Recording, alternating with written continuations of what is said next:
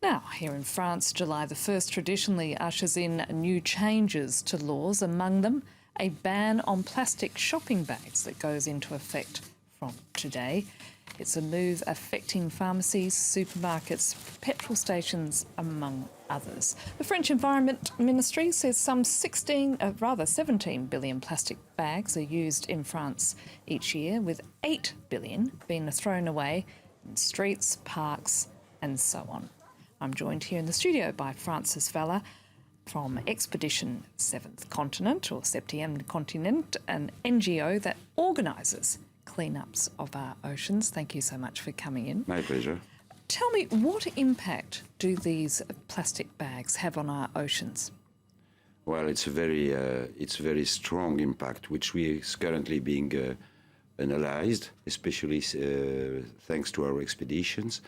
But we already know that from the 300 million tons of plastic which are produced every year, about 10% through the rivers and everything finally go into the oceans. About 10 millions are floating, the rest is sinking.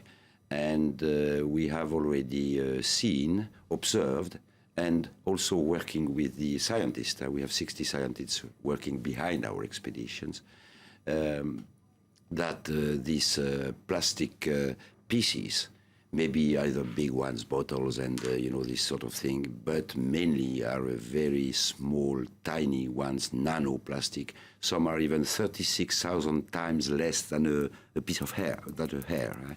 And this is a real poison, which we are studying. Well, our scientists, the scientists of CNRS, Institut Oceanographic, are working on that.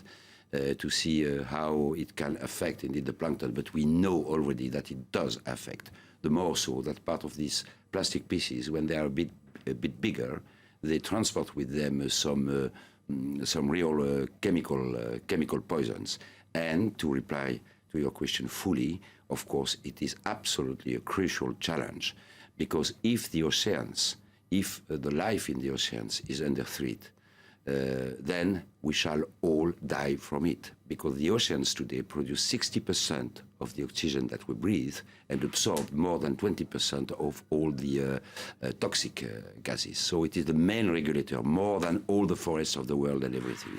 Do you think this ban goes far enough? Of course not.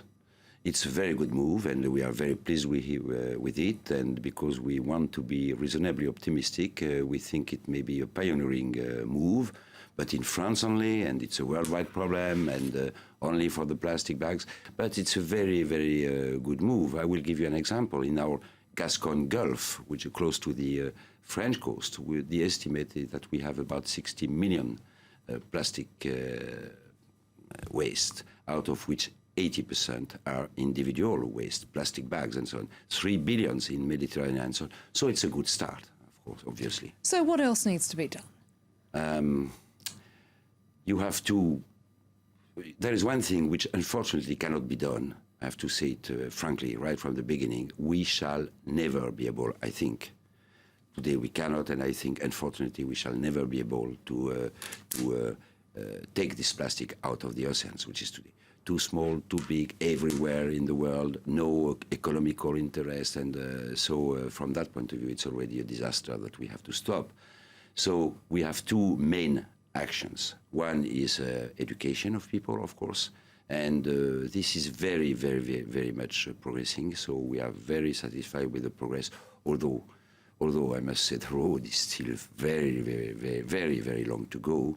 And the second one, of course, is to this scientific analysis I was speaking to know how to struggle, how to reduce the risk, how to avoid that the whole oceans would die. And from that point, I have no time to go into details, obviously, but we are also progressing on that front.